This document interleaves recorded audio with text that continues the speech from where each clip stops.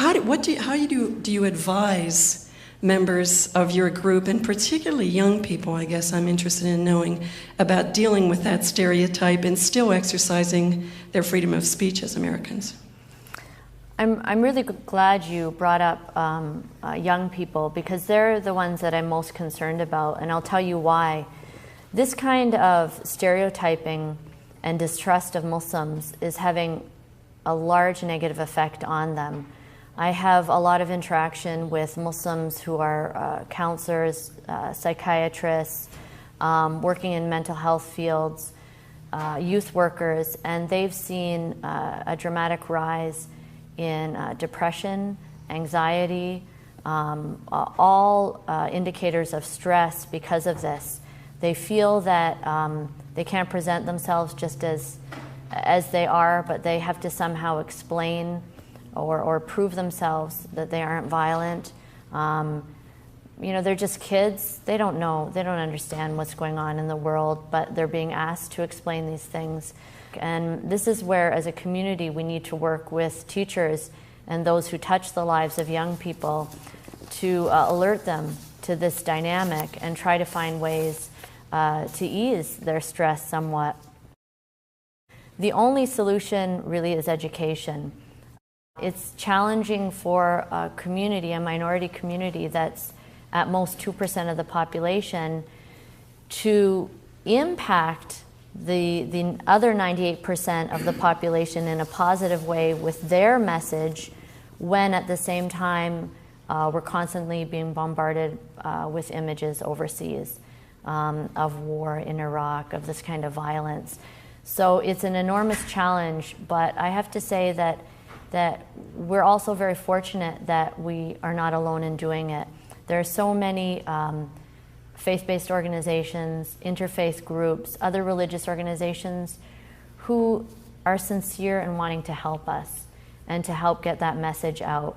And we have, in my work at Hartford Seminary, I interact with priests and ministers who themselves are educating their congregations on Sundays and saying, we cannot fall back into these old patterns of collective guilt and stereotyping.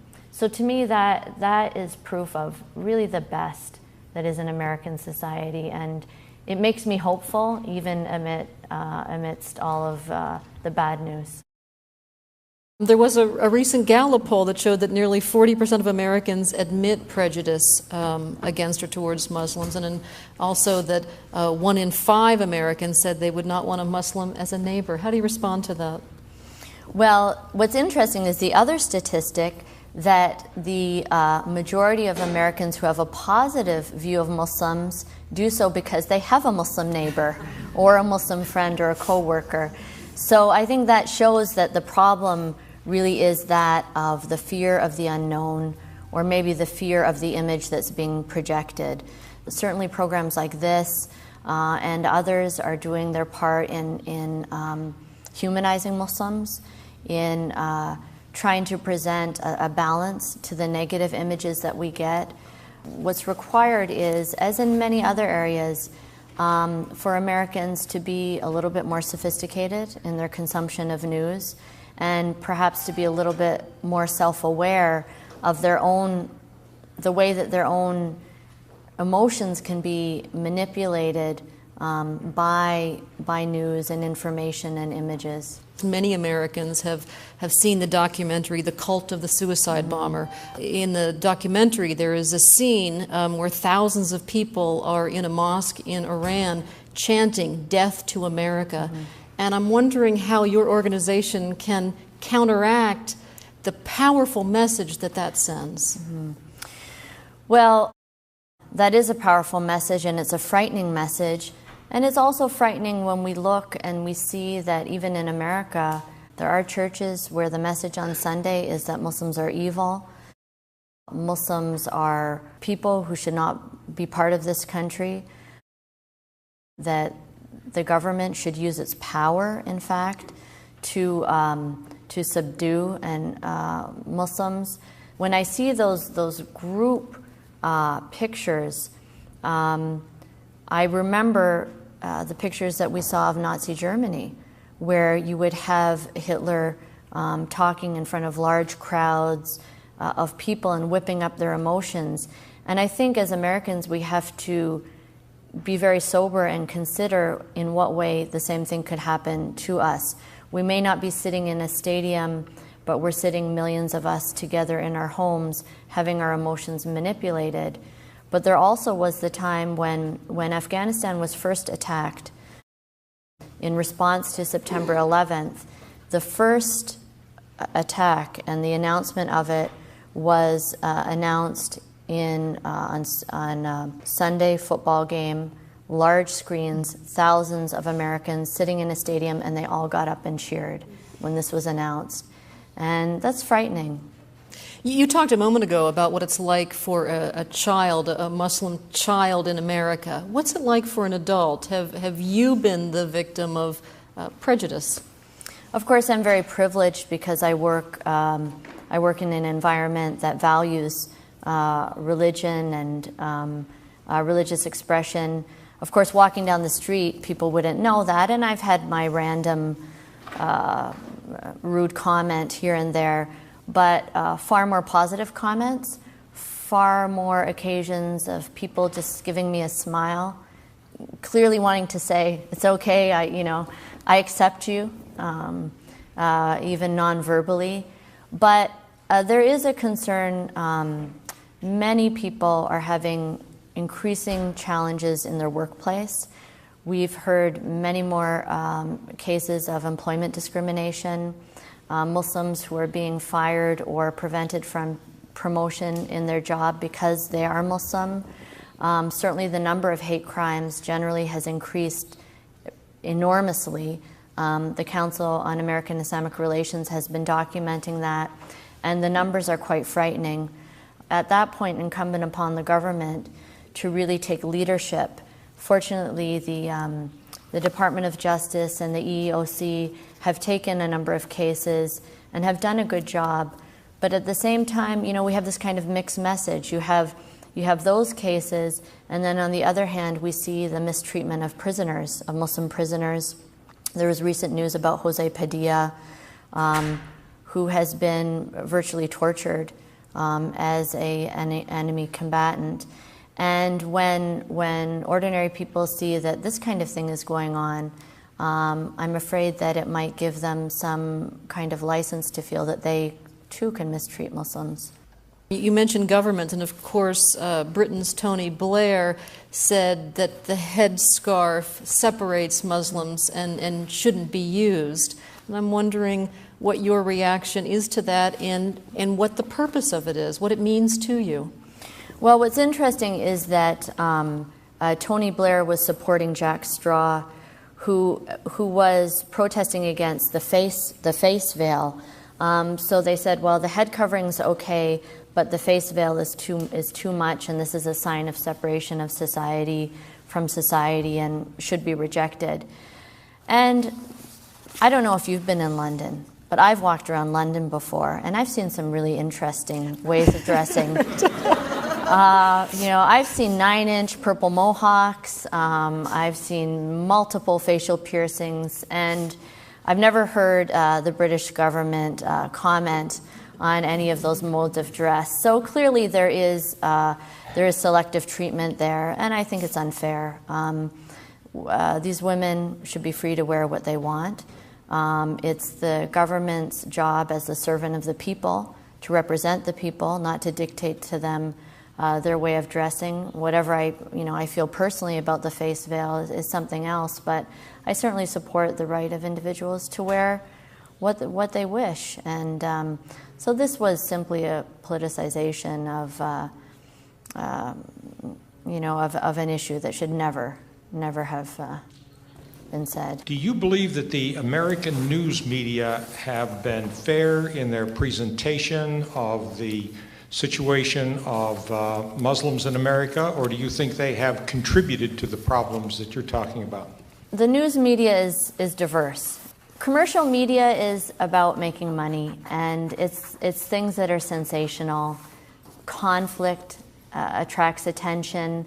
I think of the Pope's visit to Turkey, and what was interesting was you could see that the media kept was looking for conflict.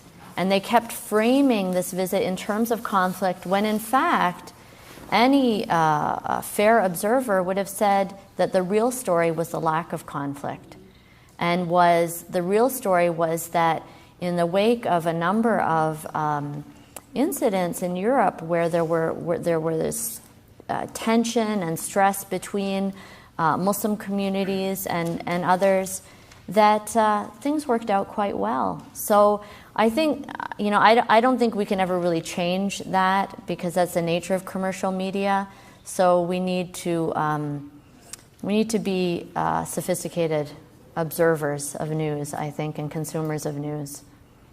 Could you talk a little about the Muslim definition of God and how it might differ from the Christian notion? Well, the word God that is used in the Quran, Allah, the primary word, is the same word that Christian Arabs use to call God. Certainly the Quran recognizes that there's one God and that people have approached God through different ways. Christians, generally, you have to believe in the divinity of Jesus to be a Christian. I think that most Christian theologians would say that not accepting the divinity of Jesus would take you outside of Christianity, although there are certain Christian theologians who would say otherwise. But that really is the main difference. Muslims see Jesus and all the prophets as perfect recipients of the divine light. Timothy Winter, who's a lecturer at Cambridge, said is that what the Muslim view was that Christians mistook the perfect mirror of the divine light for the divine light itself. So really that's where the difference is.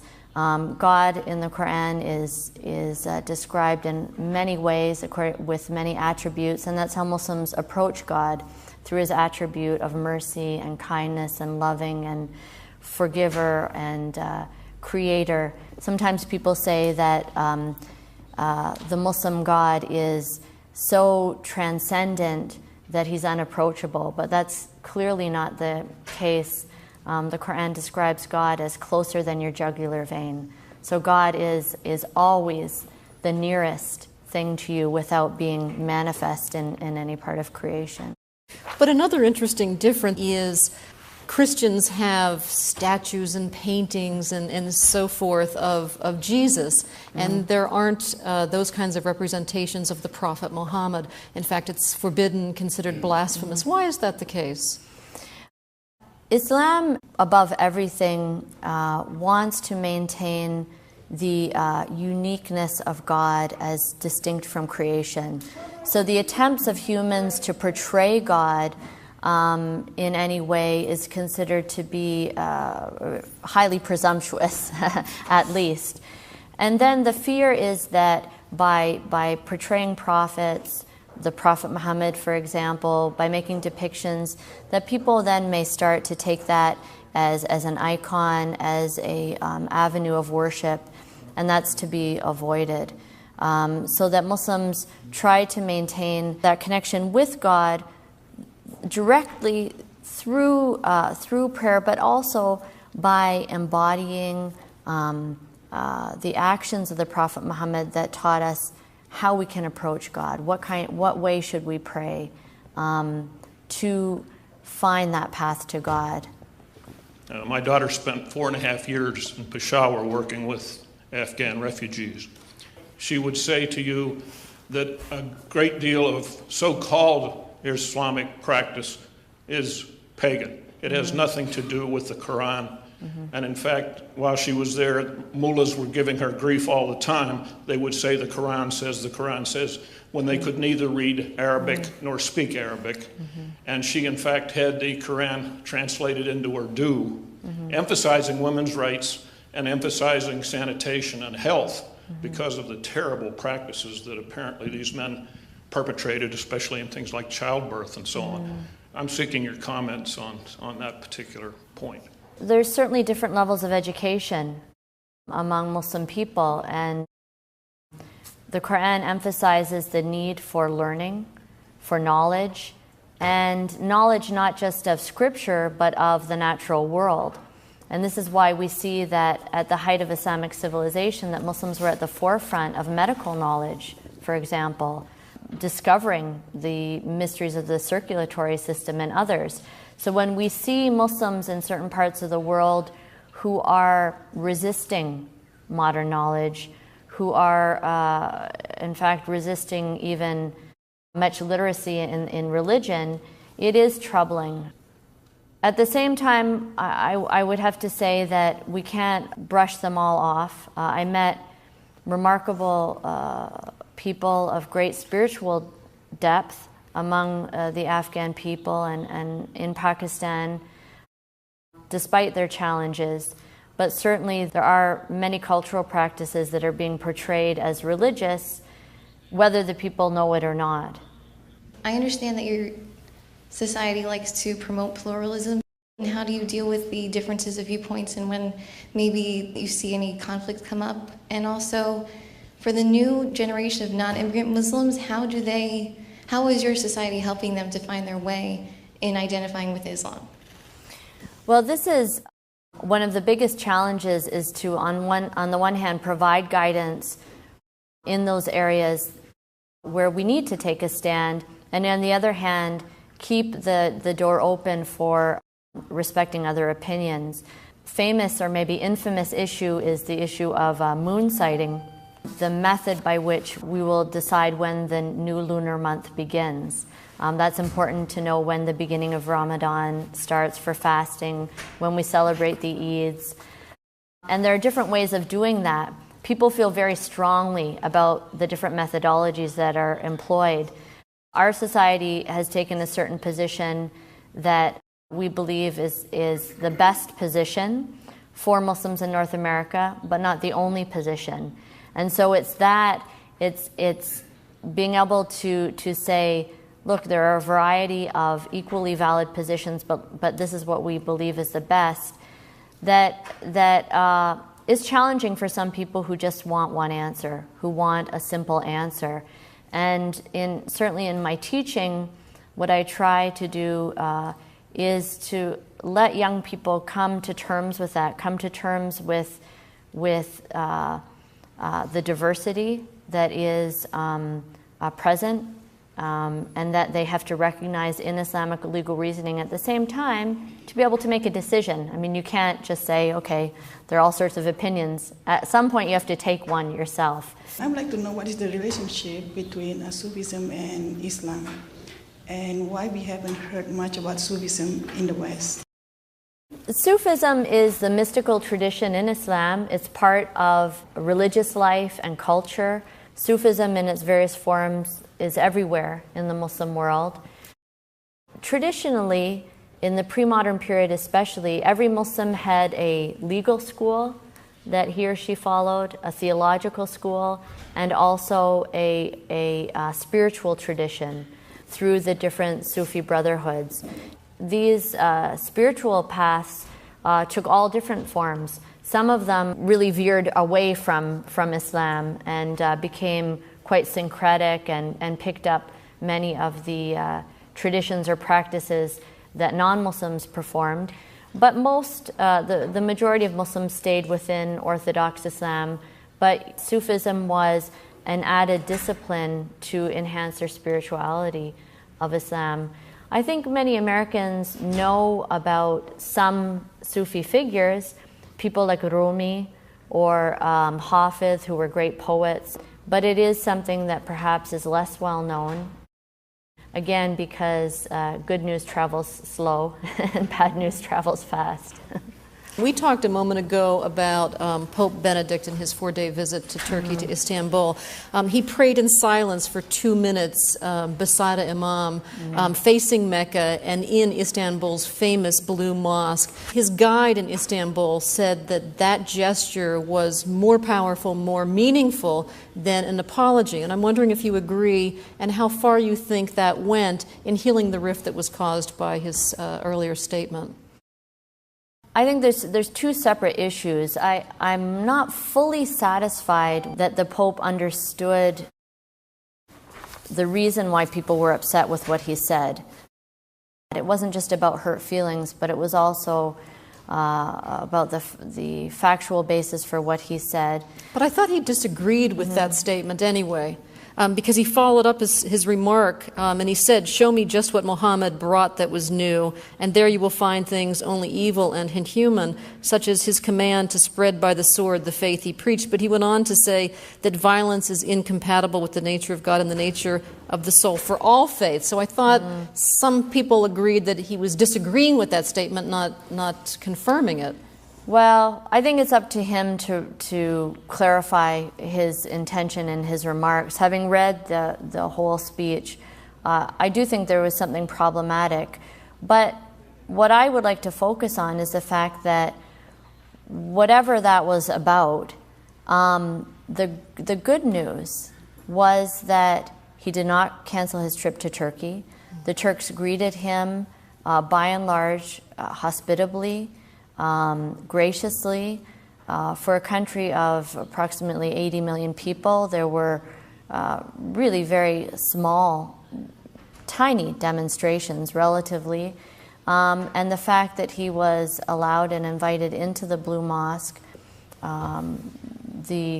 what Turkish Muslims would consider to be their most important mosque in Turkey, shows that we understand that we won't always agree with each other, that sometimes we will hurt each other, but that doesn't mean that we have to cut off relations. And the fact that we have, as Muslims and Catholics in particular, over the last maybe 10 years or more, have been working very hard to establish good relationships, ties, alliances, paid off at that moment.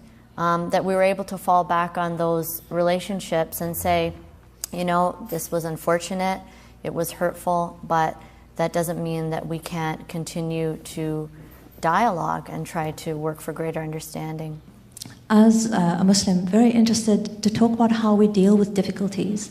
And you said that there are sometimes actions among us Muslims which are more undermining and dangerous and offensive, both to ourselves and also to the wider world. And I was wondering how you deal with some of these difficult issues of great differences and deal with them creatively.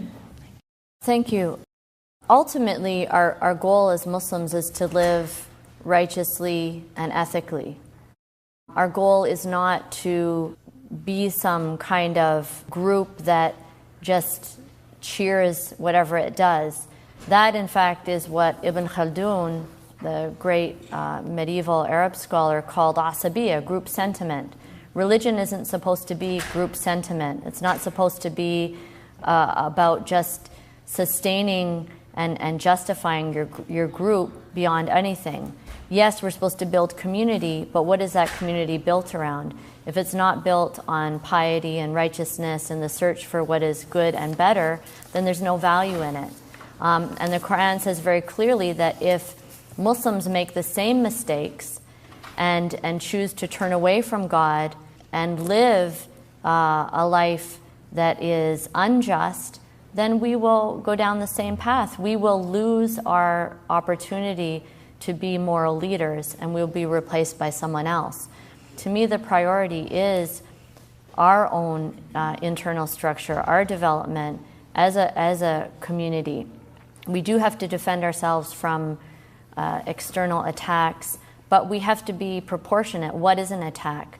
Clearly, legislation that discriminates against Muslims and impedes Muslims' abilities to live as Muslims is a problem. That is a real threat. And we face some of those threats, and we need to put resources into defending ourselves. And unfortunately, when we do that kind of defense, it takes away some of our ability to deal with our own internal problems.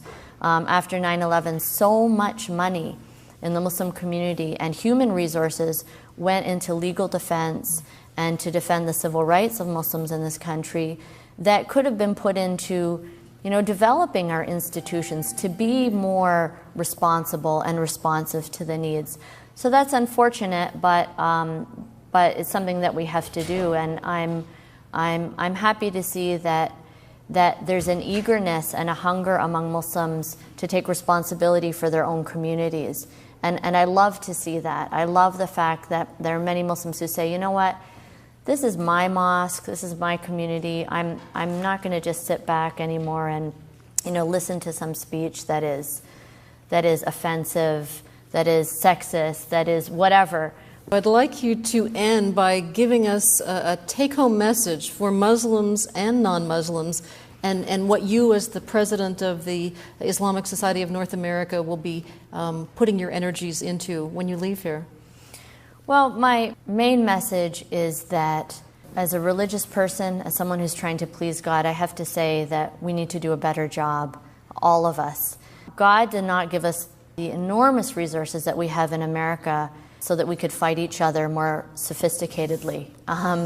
He gave us those resources so that we could improve the world, so that we could care for the hungry, so that we could demonstrate compassion and mercy in our lives.